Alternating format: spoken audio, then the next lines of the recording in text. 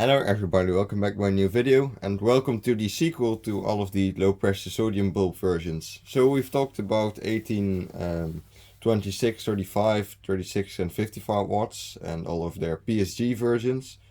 But now it's time to move on to the bigger ones, which are the 66 watt, 90, 91, 135 and 131 and 180 watt version.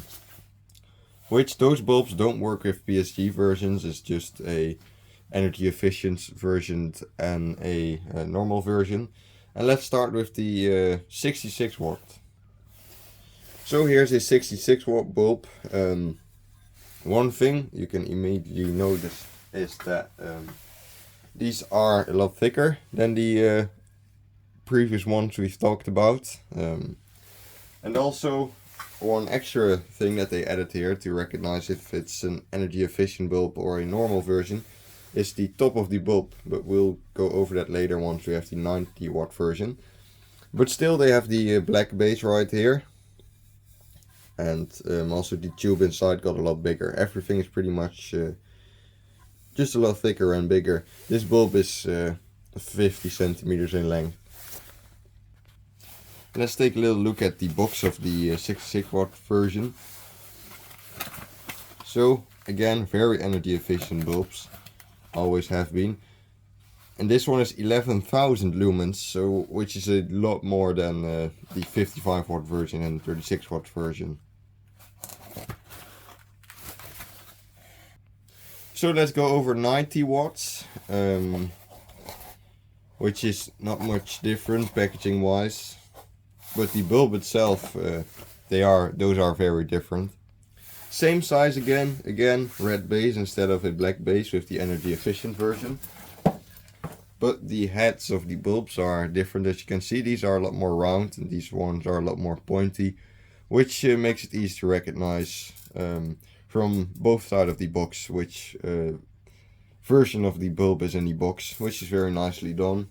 I never really understood why they didn't do that with the shorter ones,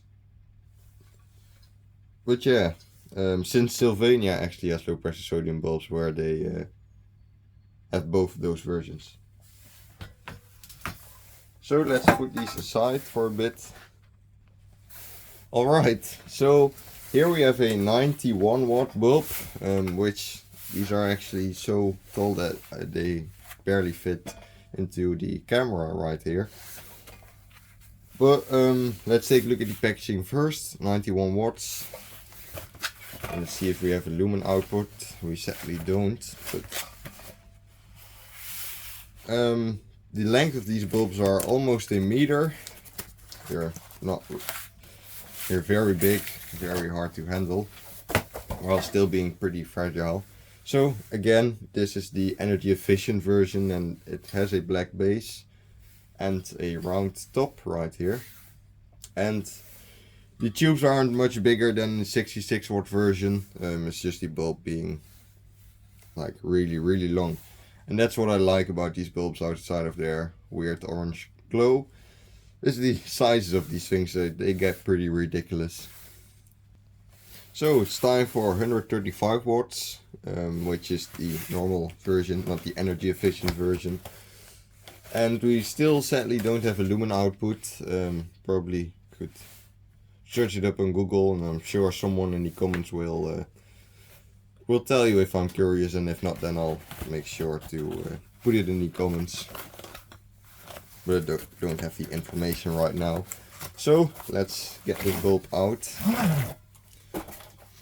This is what a 135 watt one looks like. Again with the red base and with the pointy top.